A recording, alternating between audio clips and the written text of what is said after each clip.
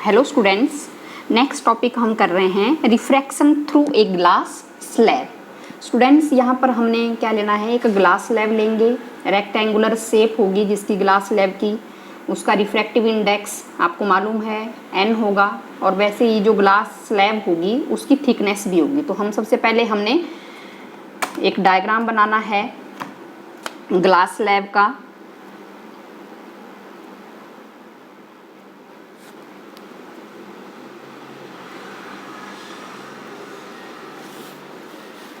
ये हमारे पास एक ग्लास स्लैब है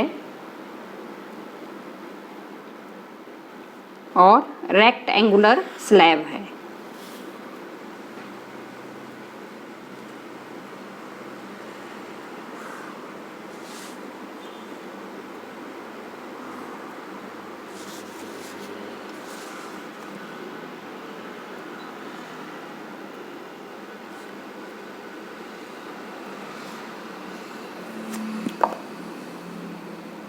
हमने क्या करना है स्टूडेंट्स, ये रे ऑफ लाइट दोबारा से आपने बता देना है कि यहाँ पर ये एयर मीडियम रहेगा और नीचे कौन सा मीडियम हम ले रहे हैं,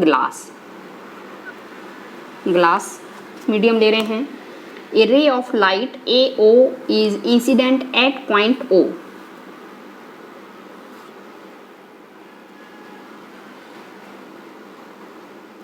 a ray of light AO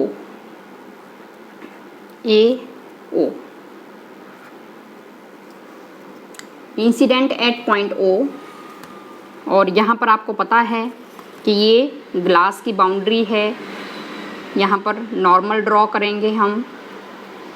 when ray of light enter from a rare medium into denser medium, it bend toward the normal and goes along OB। ये यहाँ से रिफ्रैक्शन होगा तो ये एंगल ऑफ इंसिडेंस I है, तो ये angle of refraction small r है।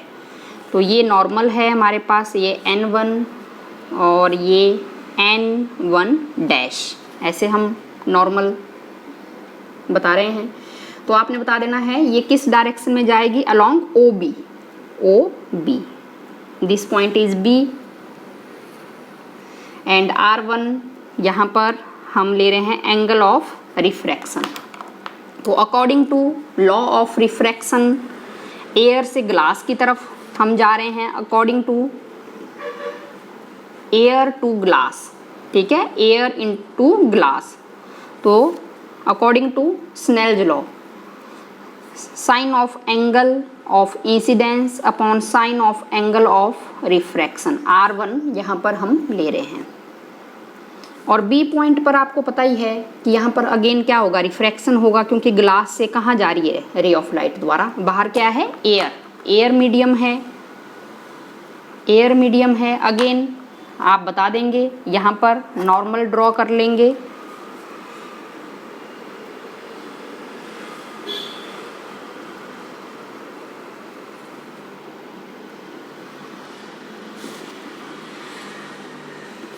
N2 और N2 डैश।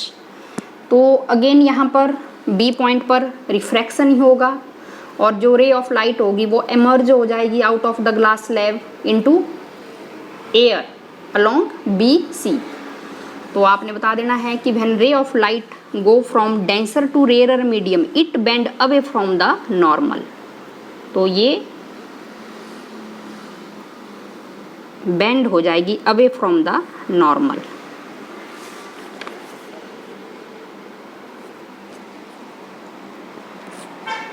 B पॉइंट पर ये एंगल अगर R1 है तो ये एंगल भी क्या होगा, R1 ही होगा। लेकिन R1 कैसा एंगल होगा, ये एंगल ऑफ इंसिडेंस ही होगा। अब आपको पता है ना कि यहाँ पर ये R1 एंगल है तो ये भी कितना एंगल होगा, ये R1 ही होगा।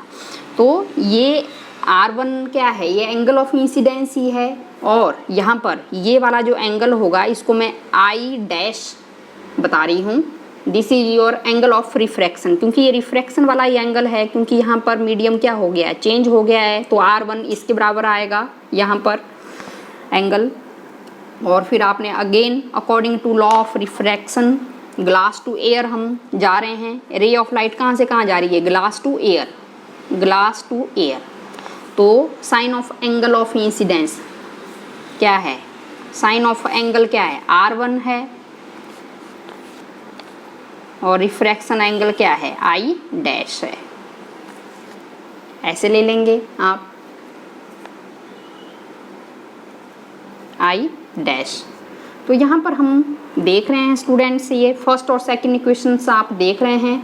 तो इसको हम कैसे लिख सकते हैं? जैसे एयर टू ग्लास हम एंटर कर रहे हैं, एयर टू ग्लास, तो इसको हम ऐसे भी लिख सकते हैं 1/this, क्योंकि आपने पीछे किया ना 1 and 2, फर्स्ट मीडियम टू, अगर सेकंड मीडियम आप जा रहे हैं तो आप इसको ऐसे भी लिख सकते हैं। अभी हमने पीछे रिलेशन किया तो यही आप यहाँ पर भी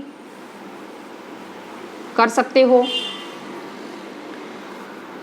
तो जैसे ही आपने इक्वेशन 1 और 2 को देखेंगे तो दोनों को आप कंपेयर करेंगे यहाँ पर, ठीक है। तो ये इसी के ही आप देख रहे हैं कि from 1 and 2 using 1 and 2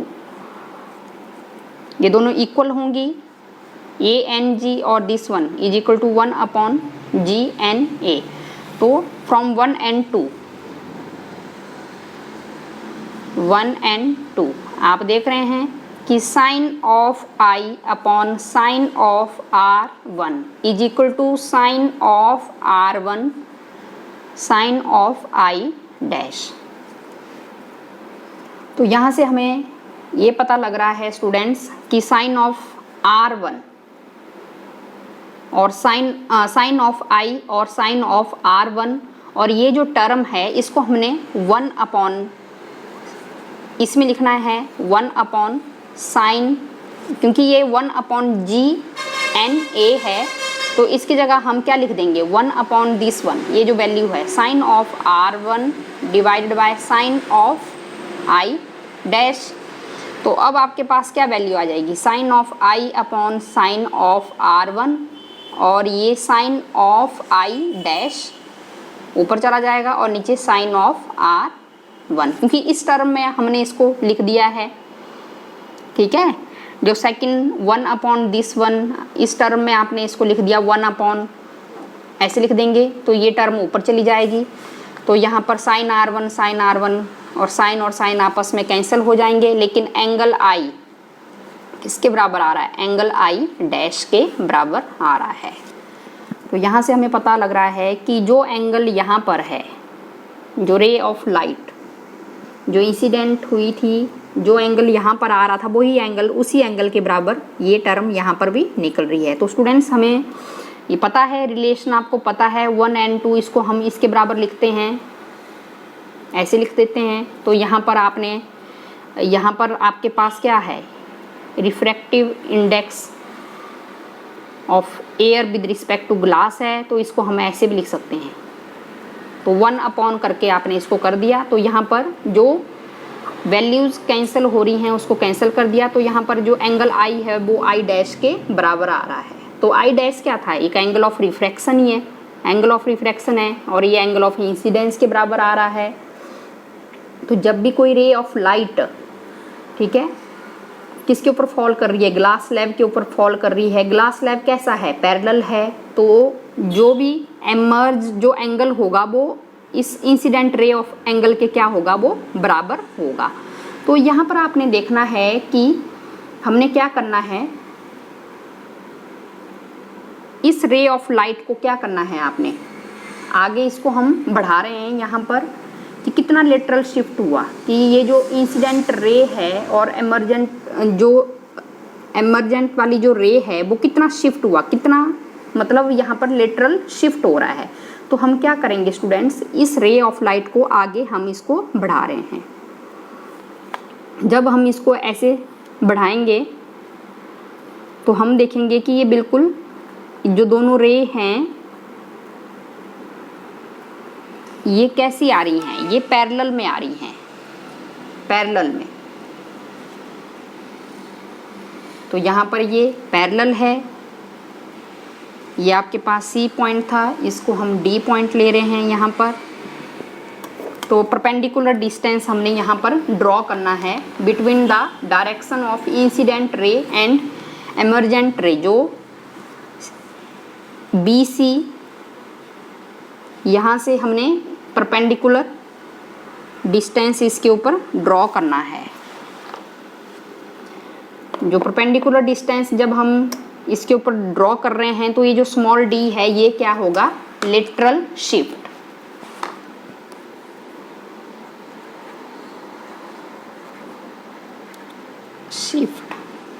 The perpendicular distance between the direction of incident ray and the emergent ray is known as lateral shift. The perpendicular distance between incident ray and emergent ray is known as lateral shift। तो ये perpendicular distance आपने draw कर दिया है, तो यहाँ पर ये इसको L पॉइंट में नाम दे रही हूँ, ठीक है। तो स्टूडेंट्स ये एंगल आपको पता है R1 है, तो ये वाली जो लाइन आपने आगे ड्रॉ की है, तो ये एंगल कितना आएगा स्टूडेंट्स, ये एंगल हमारे पास आ जाएगा, ठीक है। यहाँ पर आपने इस एंगल को निकालना है। अगर टोटल जो एंगल है ये किसके बराबर आएगा, I आएगा, तो ये यहाँ से ये R1 भी आपने क्या करना है, सब्ट्रैक्ट करना है, I माइनस R1। ये जो सिर्फ इस रीजन की मैं बात कर रही हूँ, इस रीजन की बात कर रही हूँ, ये वाला।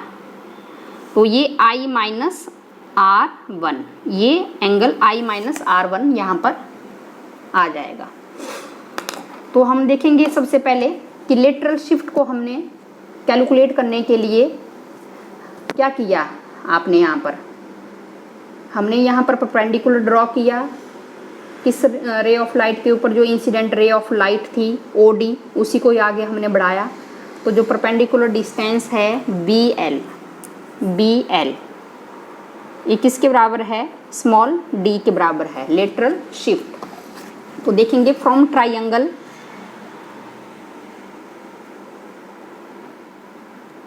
यहाँ देखेंगे BOL, तो sine of I minus R1, इस एंगल की हम बात कर रहे हैं, ट्राइंगल BOL। तो ये एंगल हमारे पास I माइनस R1 आ जाएगा। तो परपेंडिकुलर अपॉन हाइपोटेन्यूज, इस एंगल के सामने ये क्या है, परपेंडिकुलर है BL, और ये आपके पास OB क्या होगा, और BL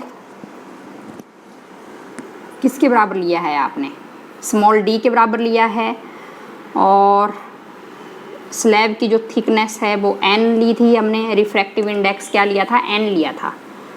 तो d डिवाइडेड बाय OB।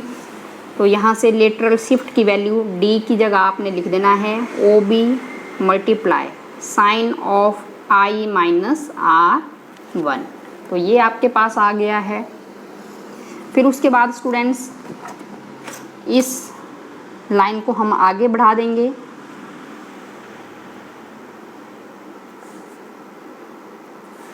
तो नेक्स्ट जो ट्राइंगल है, ट्राइंगल BON1 डैश, देखेंगे BON1 डैश।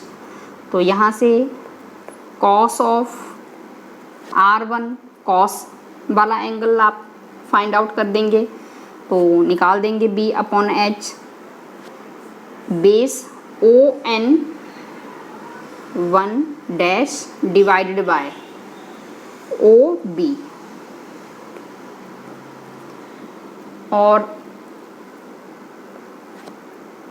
ON डैश ये किसके बराबर है, यहाँ पर ये थिकनेस T के बराबर है। ON dash thickness T of glass slab OB के बराबर है। तो यहाँ से OB की वैल्यू हमारे पास आ गई है T/cos of R1।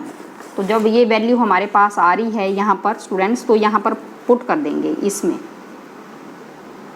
Third equation में पुट कर देंगे, तो क्योंकि हमने कैलकुलेट डी करना है तो डी की वैल्यू कितनी आ जाएगी, यहाँ पर O B multiply sine of I minus R one है, तो डी की जगह ओ बी की T upon cos of R one multiply by sine of I minus R one है आपके पास। तो डी की वैल्यू कितनी आ जाएगी, T sine I minus R one divided by cos of R one. ये वैल्यू हमारे पास आ जाएगी। तो लेटरल जो शिफ्ट होगा वो मैक्सिमम कब होगा स्टूडेंट्स, मैक्सिमम होगा जब कॉस आर वन की वैल्यू हमारे पास क्या होगी, यहाँ पर ये 1 होगा, ठीक है, और रिफ्रैक्शन एंगल 0 होगा और एंगल ऑफ इंसिडेंस 90 डिग्री के बराबर होगा। तो जो मैक्सिमम जो लेटरल शिफ्ट आएगा वो टी के बराबर ही आएगा, thickness of the glass slab. जितना ज़्यादा थिकनेस होगा, ठीक है, उतना ही ज़्यादा क्या होगा, मैक्सिमम लेटरल शिफ्ट होगा। तो आप देख रहे हैं बिल्कुल इजी टॉपिक है, ऐसा कुछ नहीं है, पीछे वाला टॉपिक भी ऐसा ही था। तो यहाँ पर आपने वही रिलेशन हम बार बार यूज़ कर रहे हैं, 1/2n1 ऐसे लिख सकते हैं। तो यहाँ पर हमने क्या किया, एयर टू ग्लास में ये एयर टू ग्लास एंटर हो रहे हैं, तो यहाँ पर sine of angle of incidence लिया और साइन ऑफ रिफ्रैक्शन क्या लिया है, R1 लिया है। फिर सेकंड में glass to air, glass to air जब हम गए तो sine of angle of incidence क्या है, यहाँ पर R1 है, और रिफ्रैक्शन एंगल हमने किसके बराबर लिया, I डैश के बराबर लिया। और हमें पता है कि दिस वन ANG को हम किसके बराबर लिखते हैं, इसके बराबर करते हैं। तो यहाँ पर 1/this1 आप कर लेंगे, sine of R1 sine of I dash. तो ये जो वैल्यू है ये आप इसको ऐसे लिख सकते हैं, फिर साइन ऑफ R1, और दोनों को आप कंपैरिजन करेंगे तो angle of I is equal to angle of I dash. जो एंगल ऑफ इंसिडेंस था वही एमरजेंस वाला एंगल बना है, ठीक है, एमरजेंट रे भी वही एंगल बना रही है। जब यहाँ से BC जो एंगल AO है वही एंगल BC है। तो ये आपने कर लिया है, बिल्कुल इजी टॉपिक है। अगर आप इसको 1-2 बार अच्छे से प्रैक्टिस करेंगे तो आप लेटरल शिफ्ट की वैल्यू भी आप फाइंड आउट कर सकते हैं। जो लेटरल मैक्सिमम लेटरल शिफ्ट किसके ऊपर डिपेंड करता है, ये थिकनेस के ऊपर डिपेंड करता है। जितनी ग्लास स्लैब की थिकनेस होगा उतना ही लेटरल शिफ्ट ऑब्टेन्ड होगा। ओके।